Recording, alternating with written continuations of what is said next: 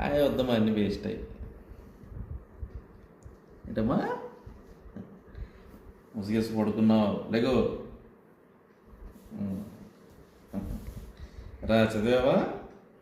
నువ్వు చదవవు. చదవాలి చదవాలి.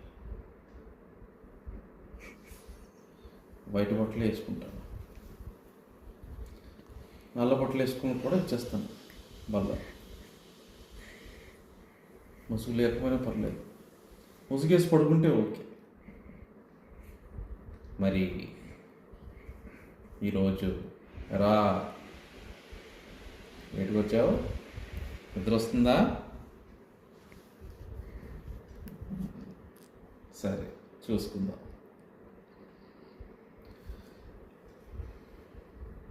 ఇవన్నీ కాకుండా వాక్యం బోధించేవారు పులిపీఠం వద్ద నుంచున్నప్పుడు సంఘంలో వినేవారందరూ భయభక్తులతో వినాలి.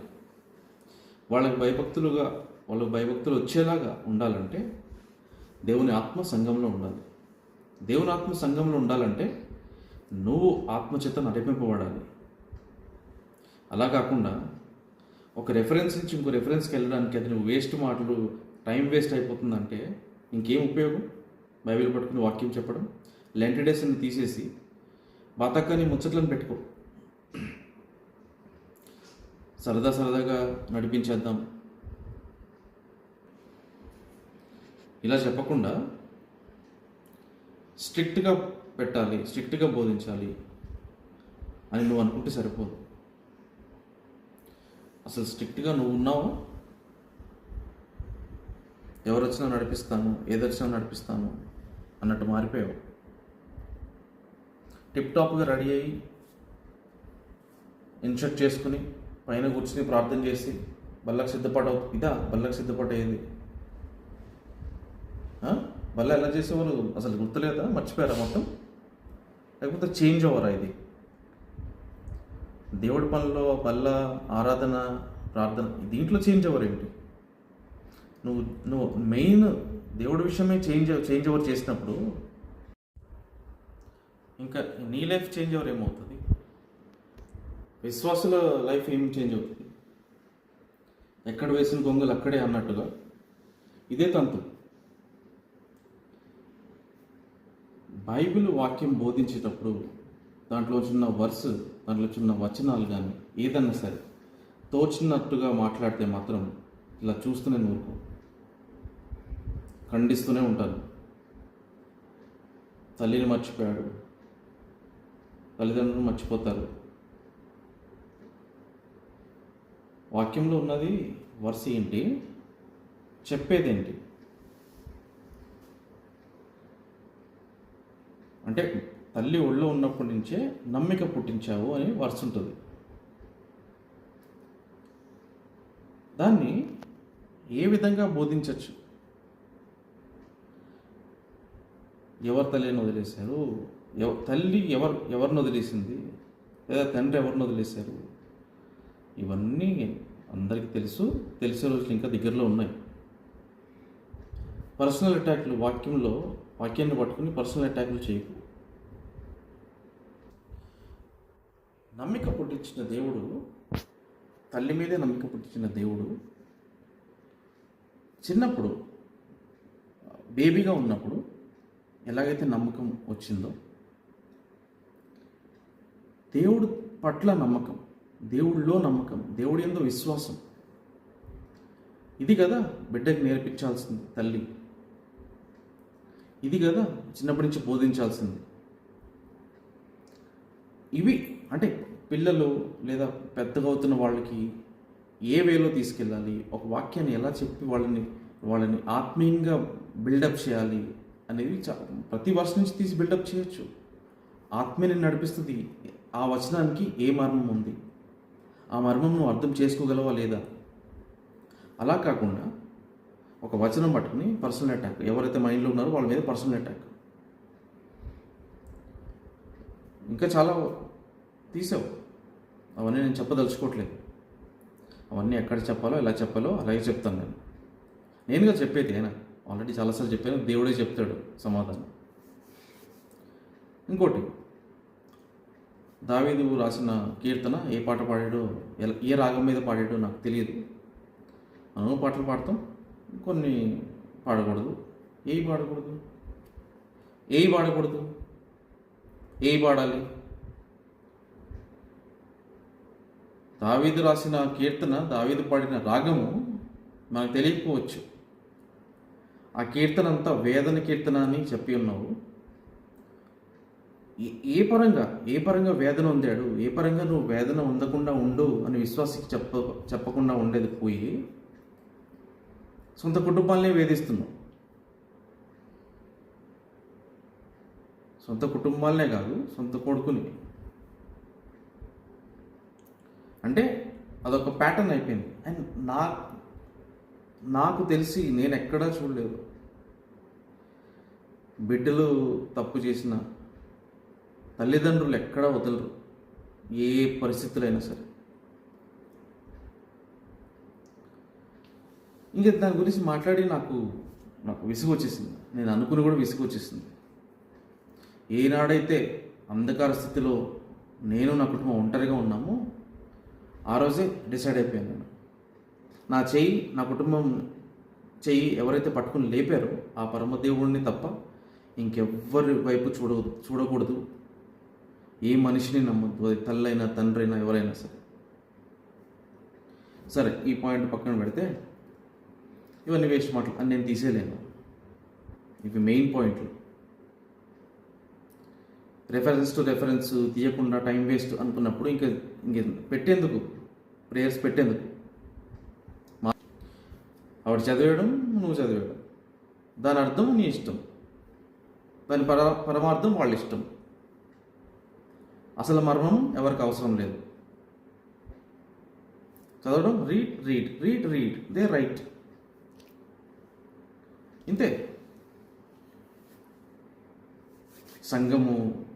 సంఘంలో ఇష్టానుసారంగా అయిపోయింది. చెప్పంగా కొన్ని చేంజెస్ చూస్తున్నా కానీ అవేమి నాకు ఓన్లీ కెమెరా కోసమే అనిపిస్తుంది. అవన్నీ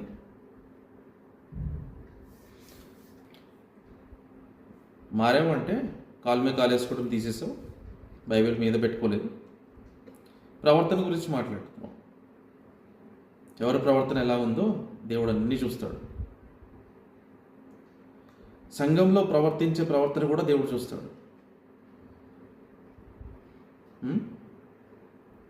అంటే ఇష్టానుసారంగా చేసుకునేది మీకు ఆ ప్రవర్తన మంచిదే, కానీ దేవుడు కళ్ళకి ఎంత వివేకంగా ఉన్నారు, ఎంత నీతిమంతులుగా ఉన్నారు, ఎంత నిందారహితంగా ఉన్నారు దేవుడు చూస్తాడు. అది కదా కావాల్సింది. అంటే మీకు తెలిసిన ప్రవర్తన లేదా మీకు మంచిగా అనిపించే ప్రవర్తన ఎవరైనా ప్రవర్తిస్తే వాళ్ళు మంచోడు. లేని పక్షాన personal attack start.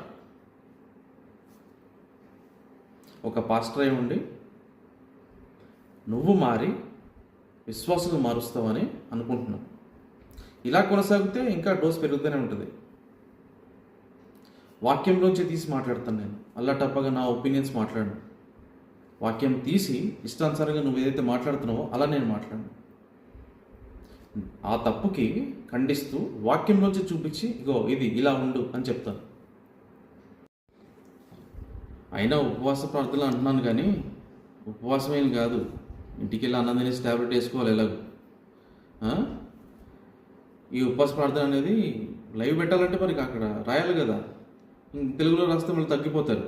So Lent days అని రాయాల్సిందే. ఎప్పుడు లేని విధంగా లెంట్ రాయాలి, సిలువ ఉండాలి, సిలువ మధ్యలో ఆయన ఉండాలి. క్యాలెండర్ మీద మా చిన్నప్పుడు ఎవరైనా గిఫ్ట్గా క్యాలెండర్ ఇస్తే దాంట్లో పాస్టర్ రెవరెండ్ అని రాయిపించుకునేవారు కొంతమంది పాస్టర్లు. ఇప్పటికీ రాయిపించుకుంటారు. రెవరెండ్ అంటే పూజ్యనీయులు అని. పూజ్యనీయుడు దేవుడు ఒక్కడే. ఓకే, సో మేము చిన్నప్పుడు అది చూసి రెవరెండ్ అని రాయిపించుకున్నారు. అది తప్పు. ఓకే, పూజ్యనీయులు అని రాయిపించుకునేదే తప్పు అన్నప్పుడు సిలువ వేసి సిలువ మధ్యలో ఫోటో ఉండి అంటే ఏ అర్హత ఉందని? జస్ట్ ఎక్స్పీరియన్స్ ఉందనా, 40 years ఎక్స్పీరియన్స్ ఉందనా? ఒక్క నిమిషం, ఒక్క సెకండ్ ఈ పాస్టరు సంఘము పక్కకు పెడితే, ఆయన తండ్రి, అక్కడ పాస్టర్ అమ్మ తల్లే. ఇప్పటివరకు కనీసం అన్యజనుల్లో కూడా దేవుణ్ణి తెలుసుకొని వారిలో కూడా మేము చూడలేదు. అలాంటి తల్లిదండ్రులు అవసరానికి వాడుకొని వదిలేసి చెయ్యని తప్పుకి ముందు పెట్టి చూపించి, సపోజ్ ఏ తల్లిదండ్రులైనా ఇంటికి వచ్చి మీ పిల్లోడు ఇలా చేశాడు అంటే, చిన్న పిల్లోడు వాళ్ళ పెద్దలు ఎవరైనా సరే, మీ పిల్లోడు ఇలా చేశారు అంటే, ఒకవేళ చేసినా సరే అది ఇంట్లో కొడతారు, ఇంట్లో తిడతారు. వీడి దగ్గర ఏం మాట్లాడతారు? నువ్వు చూసావా కొడుకు తప్పు చేయడం, నాడు ఇంకోసారి నా కొడుకు జోలికి వచ్చావా? ఈతది కామన్ అది, అవునా? అలాంటిది ఈ తల్లిదండ్రులు ఏం జరిగిందనే సెకండరీ అక్కడ, కానీ నువ్వు జనాలకి ఏం చూపిస్తున్నావు? కొడుకు గురించే తండ్రి పనికి రాకుండా పోయాడు అన్న మాట దాకా వచ్చింది పబ్లిక్ ప్లాట్ఫామ్ మీద అందరి ముందు. పబ్లిక్ ప్లాట్ఫామ్ అంటే ఎంతమంది చూస్తారో, ఎవరెవరు చూస్తారో తెలియదు, దాన్ని పబ్లిక్ ప్లాట్ఫామ్ అంటారు. ఒక సంఘంలో అంత పెద్ద మాట అన్నాడంటే మరి ఆలోచించండి. వినేవారు కామెంట్ చేయండి. ఏ పరిస్థితి వచ్చినా కోడి తన పిల్లని రెక్కని చాటును భద్రపరుచుకుంటుందంట, దాని అంతటా అది ఎగిరే వరకు. ఎగిరినా దూరం వెళ్ళినా తల్లి తల్లే, తండ్రి తండ్రి. అది యానిమల్స్లో కనీసం నేను చెప్తున్నాను, చిన్న కోడి. అలాంటిది దైవజనుడిగా పిలువబడుతూ, సంఘ పెద్దగా పిలువబడుతూ, ఫలానా ప్రవక్తల బోధ బోధిస్తాను, తప్పెక్కడ జరగదు నా సైడ్ నుంచి, నేను ఎప్పుడు తప్పు చేయలేదు. తప్పు జరుగుతుంటే చూస్తున్నావు కదా సంఘంలో. తప్పు నువ్వు చేస్తూ అటు ఆత్మీయంగా తప్పు చేస్తూ తప్పు చేయలేదు. తప్పు జరుగుతుంటే చూస్తున్నావు కదా సంఘంలో. తప్పు నువ్వు చేస్తూ అటు ఆత్మీయంగా తప్పు చేస్తూ, అంటే తండ్రిగా నీ బాధ్యతను మర్చి జనాలకి ఏం నిరూపిస్తున్నావు, ఏం చూపిస్తున్నాను కొడుకు గురించి? చేసినంత తప్పు, పైకి మాత్రం పోస్టర్ కొడుకుది పెట్టావు. దేవుడు అన్నీ చూడకుండా మానడు. ఇవన్నీ దేవుడికి ముందే తెలిసే తల్లి మర్చినా తండ్రి మర్చినా నేను నిన్ను మరువను అనే వాక్యము, అనే పాట ద్వారా నాకు ఎప్పుడు తోడుగా ఉన్నాడు. అందుకేనేమో చాలా చాలా చిన్న ఏజ్ నుంచి ఎవరు లేకుండా ఒక్కడే తన కుటుంబంతోనే ఉండేలాగా నాకు అలా కన్ఫైన్డ్గా పెట్టాడు, ఆ స్ట్రెంగ్త్ రావడానికి. ఫ్యూచర్లో ఇలాంటివి వస్తాయి, తట్టుకోవాళ్ళు. నీ వాళ్ళే నీకు కట్టప్ప వెన్నపడి పొడుస్తారు. ఇప్పుడు కట్టప్ప అన్నందుకు అందరూ ఫీల్ అవుతారేమో. ఫస్ట్ వినండి, వాళ్ళ వీడియోస్ వినండి. అప్పుడు వాక్యం పట్టుకుని ఇష్టానుసారంగా మాట్లాడే వాళ్ళ ముందు ఈ కట్టప్ప అనేది సర్లేండి. అంటే చెప్తున్నా, బ్యాక్ స్టాపింగ్ చేస్తారు, జాగ్రత్తగా ఉండు, మెలుగుగా ఉండు, ప్రేయర్ఫుల్గా ఉండు.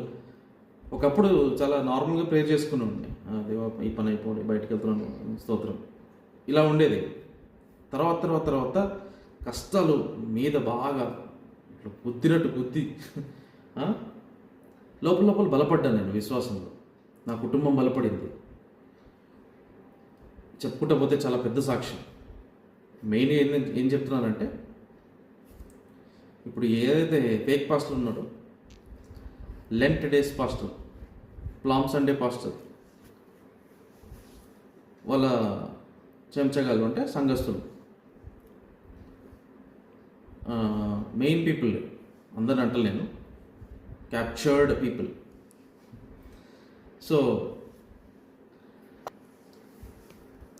సో ఇది వినేవారందరూ చూడండి, కమెంట్ చేయండి.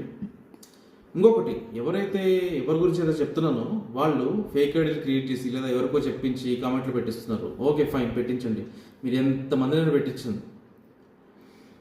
ఒకరిద్దరు కాదు షేర్ ఖాన్ అన్నట్టు ఎంతమందినైనా పెట్టించండి. ఓకే, నేను ఒకటే కమెంట్ పెడతా, మీరు ఏ కమెంట్ పెట్టినా ఒకటే కమెంట్ పెడతా. అన్నీ తెలుసుకుని మాట్లాడాలి. బైబిల్ నుంచే రెఫరెన్స్ తీసుకుని మాట్లాడాలి. ఇష్టానుసారంగా మాట్లాడితే ఇదేం జస్ట్ డిబేట్ కాదు, వాదించుకోవడానికి TV9 ప్లాట్ఫామ్ కాదు, మీడియా ఛానల్ ప్లాట్ఫామ్ కాదు. సో నిన్న మొన్న ఎవరో కామెంట్ పెట్టారు, మళ్ళీ తిరిగి కామెంట్ పెడితే డిలీట్ చేసుకుంటారు, అంటే పెట్టనియరు, వాళ్ళు బ్లాకేజ్ పెట్టుకుంటారు. ఇంత పిరికి పందలా ఎందుకు ఉండడం? తప్పు లేనప్పుడు డైరెక్ట్గా మీరు సరిగ్గా వాక్యం చెప్పినప్పుడు నా మెసేజ్లే రావు, నా ఖండించే మెసేజ్లే రావు కదా. మీ ప్రవర్తనకు వస్తాయి, మళ్ళీ వాక్యానికి రాకపోవచ్చు. ఎందుకంటే మీ ప్రవర్తన బాగా దేవుడు ఎరిగి ఉన్నాడు, నేను ఎరిగి ఉన్నాను. సో ఇంకా చాలా చెప్దాం వీటి గురించి, రోజుకొక వీడియో వస్తుంది.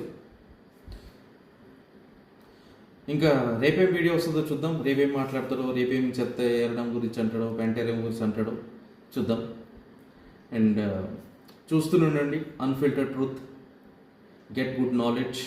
మీరు ఏమన్నా అభిప్రాయాలు మీకు తెలుసుకోవాలని ఉంటే, ఏమైనా కన్సర్న్స్ ఉంటే బైబిల్ గురించే కానీ దేని గురించి అన్న డీప్ సబ్జెక్ట్ మీరు కమెంట్ చేయొచ్చు.